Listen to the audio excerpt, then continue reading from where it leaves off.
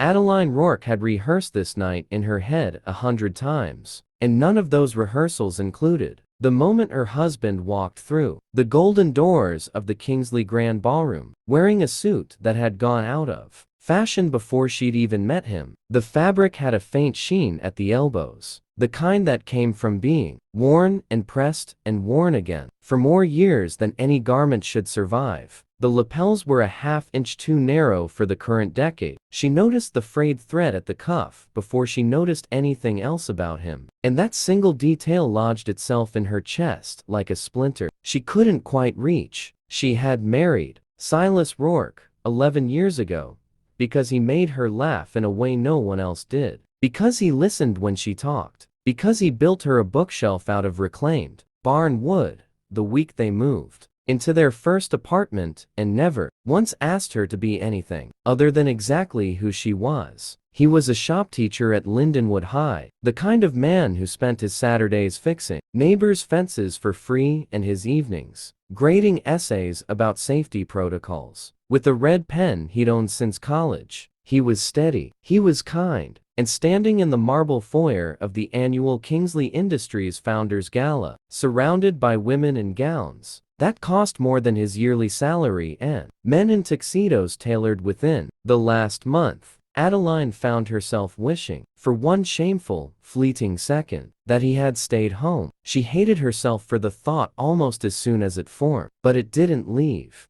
Adeline had spent 6 years climbing the marketing division at Kingsley Industries, arriving early, staying late, saying yes to every stretch assignment that came her way. Tonight was supposed to be her night, she'd been quietly told by her director that a promotion to VP was on the table, that tonight, in front of the right people, in front of Barrett Kingsley himself, was the night to be seen. She had picked her dress with that in mind. She had picked the venue's signature cocktail with that in mind. And she had, if she was honest with herself, picked her husband's outfit with that in mind too. She'd left a new suit hanging on their closet door that morning, tags still on, a gift she'd bought weeks ago, just in case. Silas had thanked her, folded it carefully, and put it back in the garment bag. "I've got one that still fits fine," he'd told her, smiling in that easy way he had. "No sense wasting money on something I already own." She hadn't argued. She hadn't wanted to be the kind of wife who argued about a suit. But now, watching him stand beside the arched windows with his hands clasped loosely in front of him, watching the way certain heads turned and certain eyebrows lifted, she wished she'd fought harder. "Is that your husband?" Priya Okafor, one of the account directors, appeared at Adeline's elbow with a champagne flute and an expression that tried very hard to be neutral, and failed. "He's very sweet looking." "He's a teacher," Adeline said, too quickly, as if the explanation were an apology. "Oh, how nice," Priya said, in the tone people used when they meant the opposite. It got worse as the evening went on. Adeline watched from across the room as Trent Callahan, a regional sales VP with a laugh too loud for the room, made some comment to his circle that ended with several people glancing toward Silas and smirking. She watched a woman she didn't recognize, someone's +1, dripping in borrowed diamonds, ask Silas, with theatrical politeness, whether he'd gotten lost on the way to a thrift store. She watched Silas laugh it off, genuinely, without a trace of hurt on his face, and somehow that made it worse, because she knew he understood exactly what was being said, and had simply decided, as he always did, not to let it touch him. Adeline, on the other hand, felt every glance like a hand pressed against her sternum. She found herself positioning her body slightly apart from him during conversations, letting silences stretch a beat too long before introducing him, steering discussions quickly toward her own projects, so that no one would linger on the question of what, exactly, her husband did for a living, or why he hadn't dressed for a room like this. She hated herself more with every passing minute, and she hated, too, that hating herself didn't seem to change what she was doing. "You okay?" Silas asked her quietly, during a lull near the dessert table. "You seem tense." "I'm fine," she said. "Just want tonight to go well." He studied her for a moment, that particular way he had of looking at her, like he was reading something written just beneath her skin, and then nodded slowly. "It will," he said, and touched her elbow, gentle and unbothered, before turning to admire the chandelier overhead like a man with nowhere else he'd rather be. It was nearly 9 o'clock when the room's energy shifted. A murmur moved through the crowd the way wind moves through wheat, rippling outward from the entrance, and Adeline turned to see Barrett Kingsley himself entering the ballroom, the founder and CEO. A man whose face appeared on business magazine covers and whose name was etched into the building's cornerstone. He was in his 50s now, silver at the temples, moving through the room with the practiced ease of someone who had spent decades being watched. People angled themselves toward him instinctively like plants toward light. Adeline felt her pulse quicken. This was the moment her director had told her about. This was the room,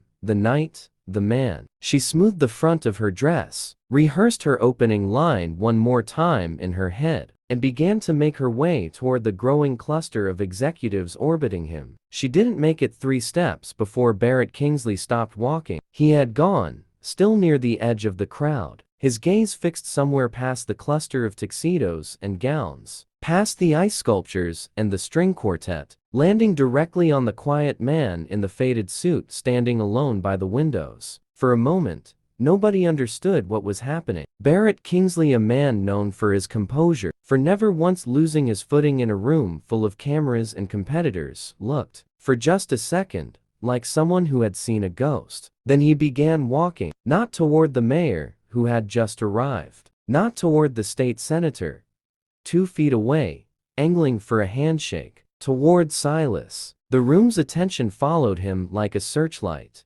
"Mr. Rourke," Barrett Kingsley said, his voice carrying farther than he probably intended, thick with something that sounded almost like disbelief. And then, before Adeline's stunned eyes, before 300 guests, who had spent the evening either ignoring her husband or mocking him quietly behind champagne flutes, Barrett Kingsley, CEO of a company worth $11 billion, straightened his shoulders and said, clearly, deliberately, in a voice that cracked with something like reverence, "Sir." The word landed in the ballroom like a dropped glass. Conversation stopped mid-sentence. Trent Callahan's laugh died in his throat. The woman who'd made the thrift store joke went pale and quiet near the bar. Silas blinked, clearly startled, and then his face slowly opened into recognition. "Barrett," he said softly. "Barrett Kingsley. My God, look at you." "You remember me," Barrett said, and his composure cracked further, his eyes glassy under the chandelier light. "Of course, I remember you,"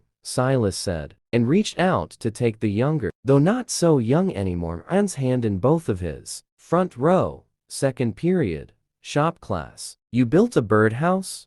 That looked more like a small barn. I still have a photo of it somewhere." A ripple of confused murmurs spread through the crowd. Adeline stood frozen near the dessert table, her champagne flute forgotten in her hand, watching a scene she couldn't yet make sense of. Barrett turned, finally, to address the room, though his eyes kept returning to Silas, as though checking he was really there. 26 years ago, he said, his voice steady now, gathering the authority that 300 guests were used to hearing from him. "I was 15 years old, and about 4 months from being expelled. My father was gone. My mother was working 2 jobs and drowning in both of them. I was angry at everything, and I was very good at making sure everyone around me knew it." He paused, glancing at Silas with something like gratitude too large for the room to hold. "Mr. Rourke was my shop teacher. He was the only adult at that school who didn't write me off. He kept the workshop open after hours, so I'd have somewhere to go that wasn't the street. He bought me my first set of tools with his own paycheck.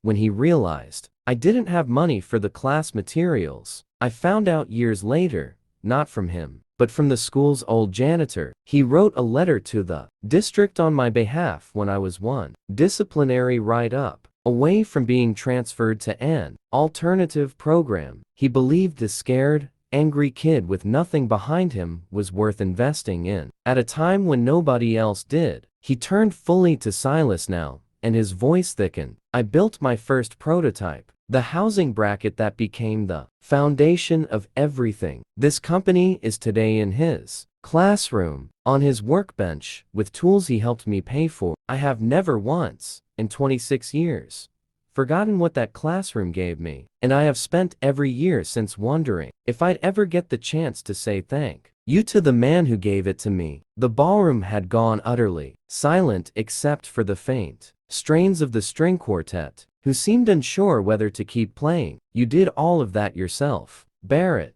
Silas said quietly, clearly uncomfortable with the size of the moment. I just kept a door open. You kept a door open for me when every other door in my life was shutting, Barrett said. That is not a small thing. That is the thing. Adeline felt something crack open in her chest. Not shame exactly, though shame was certainly part of it, but something larger, older, or complicated. She thought of the years she had spent quietly measuring her husband against the wrong ruler. She thought of the suit hanging in their closet with the tag still on, of every dinner party where she'd steered conversation away from what he did for a living, of every unconscious inch of distance she'd put between them in rooms exactly like this one. She thought about how she had built an entire career on knowing the value of things, brand value, market value, perceived value, and had somehow failed for 11 years to see the value standing quietly beside her every single day.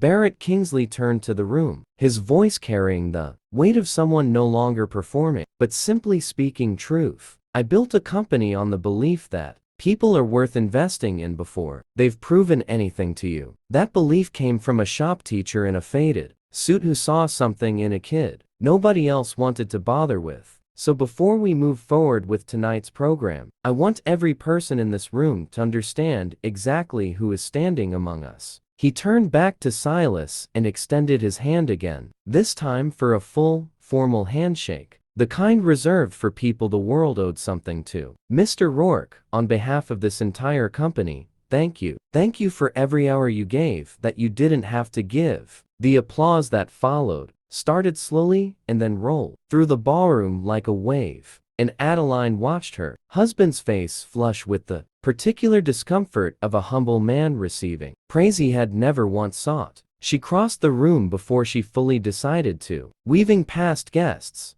who parted for her without a word, and took his hand. I'm sorry, she whispered, close enough that only he could hear. I'm so sorry. For what? He asked, genuinely confused, still slightly dazed by the last 5 minutes. For tonight. For every night like tonight, she said, her voice unsteady. I let this room make me forget what I already knew. Silas looked at her for a long moment, and then he smiled. Not the careful, patient smile he'd worn all evening, but something softer, something only she got to see. You didn't forget, he said. You just got scared for a minute. Everybody does. In rooms like this. Later, after the applause had faded and the gala resumed its usual rhythm of small talk and clinking glasses, Adeline found herself standing near the same window where Silas had spent most of the night, watching him field a stream of well-wishers with the same unbothered ease he brought to everything. Priya Okafor approached her,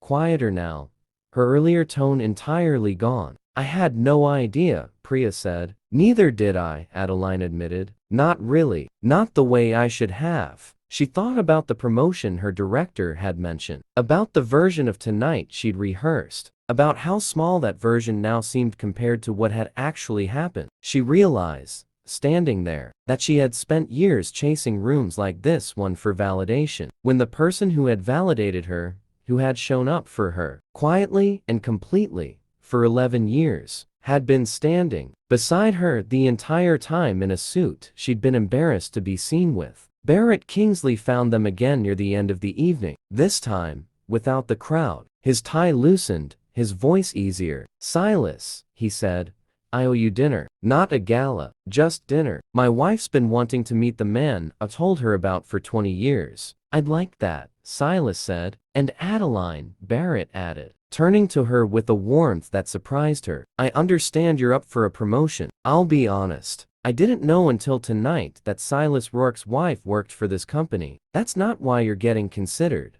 and it shouldn't be. But I want you to know something, since it seems like it matters. He glanced at Silas, then back at her. The people who build the quiet foundations rarely get the applause. If you want to know what real value looks like in this world, you married it. Don't ever let a room like this one convince you otherwise again. Adeline nodded, unable to speak for a moment, and reached for her husband's hand. They left the gala a little after 11, walking out past the golden doors into a cool night. Silas's faded suit jacket now draped over her shoulders, because she'd forgotten her wrap, and he'd noticed before she said a word. She held onto his arm the entire walk to the car, quieter than she'd been all evening, turning something over in her mind that she suspected would stay with her far longer than any promotion ever would. "You okay?" he asked, echoing his question from hours earlier, before everything had changed. "I will be," she said, and meant it. "I think I finally understand what I actually have." He smiled, unlocked the car, and held the door open for her the way he had every single day for 11 years. Faded suit and all, a small, steady kindness she had almost let herself stop seeing. She never made that mistake again.